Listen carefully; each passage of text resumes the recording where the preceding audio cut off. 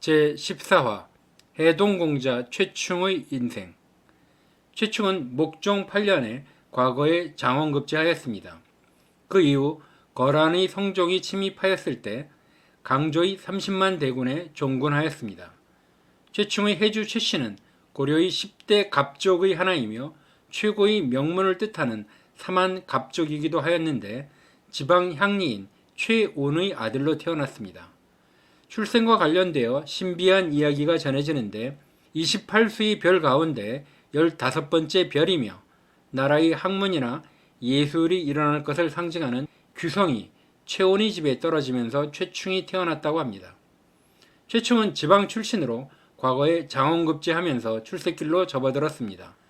당시 과거 시험은 오늘날의 수능이나 입시처럼 단 한 번에 끝나는 시험이 아니라 몇 날을 통하여 시험을 치르는 과정인데 그러한 시험에 장원을 한 최충은 주변의 인정과 주목을 받게 되었습니다. 급제한 최충은 소부승으로 임명되었습니다. 최충은 주변에서 재상의 제목이라는 평가를 받았습니다. 육척 두치의 큰 키에 단단한 골격을 가지고 있어서 100근짜리 활을 쏠 수 있었다고 합니다. 과거에 급제한 이후에는 병서 공부에도 매진하여 김해의 병서를 완전히 외웠다고도 합니다.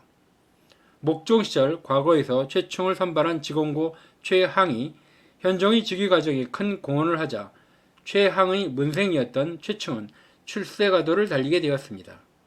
고려시대에는 시험 감독인 좌주와 합경색인 문생의 관계는 부자관계와 같은 강한 유대감이 형성되었던 시절이었습니다. 좌주는 문생을 후원하고 문생은 좌주를 섬기며 서로를 보호하였는데 좌주였던 최항의 후원으로 최충은 수월하게 관료 생활을 이어갔던 것으로 보입니다. 최항은 천추태후가 정권을 장악했던 시절 최충순과 함께 대량 원군이 왕위를 잇게 하기 위하여 노력한 공로로 현종 즉위 직후 정당 문학에 임명되어 재상의 반열에 올랐습니다. 최항에 의하여 과거에 장원으로 뽑힌 최충은 앞길이 보장되었던 것입니다. 거란 성종의 침략으로 인한 국난에 최충도 참전하였습니다. 강조의 목종 시해를 명분으로 쳐들어온 거란 성종이 40만 대군의 공격이 지속되자 고려군의 피로는 극에 달하였습니다. 전투가 잠시 소강 상태에 들어가자 강조는 좋아하는 바둑을 두었고 이현운과 참모들인 수재관, 최충 등은 구경하고 있었습니다. 다음날 아침 강조는 밤새 바둑을 두다 작전회의를 준비할 것을 명하였습니다. 전령이 급하게 보고하였습니다. 거란군이 우익을 공격하고 있는 듯합니다. 강조는 이번에 들어온 음식처럼 거란군이 적으면 오히려 좋지 않으니 많이 들어오게 놔두라 라고 하였습니다. 얼마 전에도 진 안에 들어온 거란군들이 몰살되었던 적이 있었습니다. 강조는 검차진이 쉽게 돌파될 리가 없다고 생각했고 검차진 뒤에는 기병들이 대기하고 있다고 믿었습니다. 강조가 상황을 파악하기 위하여 막사를 나가려는데 전령 둘이 허겁지겁 뛰어들면서 겁에 질려 말했습니다. 거란군이 이미 검차진을 넘어 침입 중입니다. 그 순간 갑자기 천막이 여기저기 찢어지면서 거란군이 들어와 강조와 참모들을 모조리 포박하였습니다. 수재관 최충은 간발의 차이로 포로가 되는 것을 면하고 피신할 수 있었습니다. 고려 거란 전쟁 이후 최항을 좌주로 모시던 문생 최충은 한리막사, 예부시랑, 간이대부 등 학문적 소양을 필요로 하는 관직을 두루 역임할 수 있었고 1026년에는 과거시험을 주관하는 지공고가 되어 고려의 인재를 선발하기도 하였고 1030년에는 현종의 왕자들을 교육하는 태자 유우덕을 역임하였습니다. 1031년 현종이 죽자 그의 치적을 찬양하는 표문을 올리는 역할을 맡기도 하였습니다.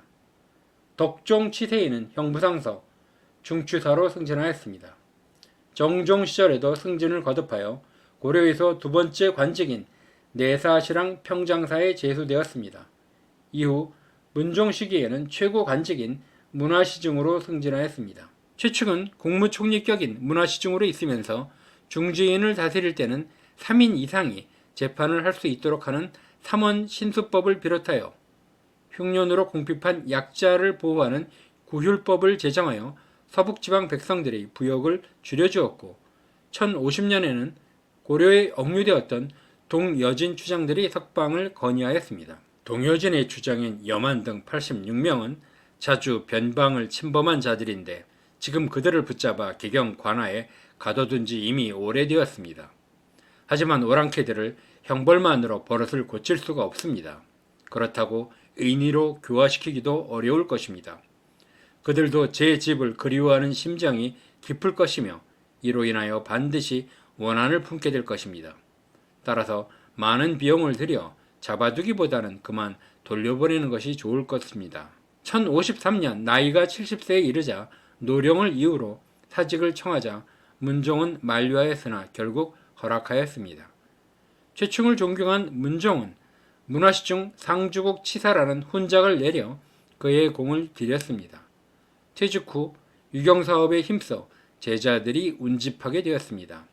이미 대학자의 반열에 오르고 수차례 지공고를 역임한 최충이 제자를 모은다는 소문이 퍼지자 방방곡곡에서 제자들이 그를 찾았습니다. 1055년 송악산 밑에 사숙을 세우고 낙성제를 비롯한 구제를 세웠는데 당시 학문적 성취가 사회적 성공으로 정착되는 시점에서 문벌 귀족들은 새로운 교육기관을 필요로 하였고 그러한 시대적 흐름을 최충은 정확하게 간파했던 것으로 보여집니다. 최충은 자신이 생도 가운데 과거에 급제했으나 아직 벼슬하지 못한 사람들을 초빙하여 부경과 삼사를 강의하게 하였습니다.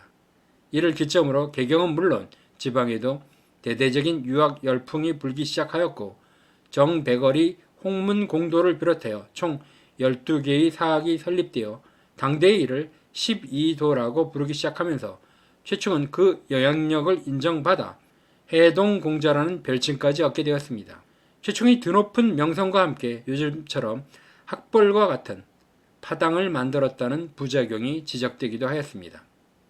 최충의 장남 최유선은 아버지에 이어 문화시중에 임명되었고 문종의 태묘에 배양되기도 하였으며 차남 최유길은 벼슬이 상서령에 이르렀는데 이 자리는 종친에게만 수여되는 관직으로 일반 신하에게 수여된 사례는 최유길이 유일하다고 합니다.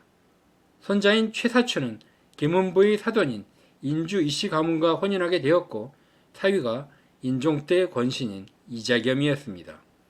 고려사에 기록된 최충의 손자 최사추 열전에는 이자겸, 문공미, 류인전은 모두 최사추의 사위로서 그 문벌의 번성은 당대에 비할 데가 없었다고 기록되었습니다.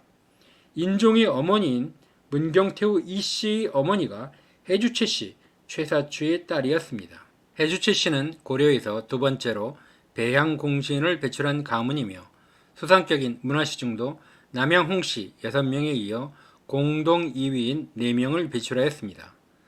문화시중에 오른 인물은 최충과 아들 최유선, 손자 최사추와 충해양 때인 1331년 사망한 최유엄 4명입니다. 고려 문종이 연회를 열었는데 늙은 재상 최충이 두 아들 재상인 최유선, 최유길에게 부축을 받으며 들어오자 사람들이 상서령이 중서령을 돕고 온다며 다들 우러러 보았다고 합니다. 고려 중기에 공자에 비견되는 명성을 얻은 유명한 인물이지만 최충의 시문이 전해지는 것은 별로 없는데 이는 무신정변으로 문신들이 대거 살해당하는 과정에서 최충의 문집도 사라졌다고 합니다. 시 두 수가 현재까지 전해지고 있습니다.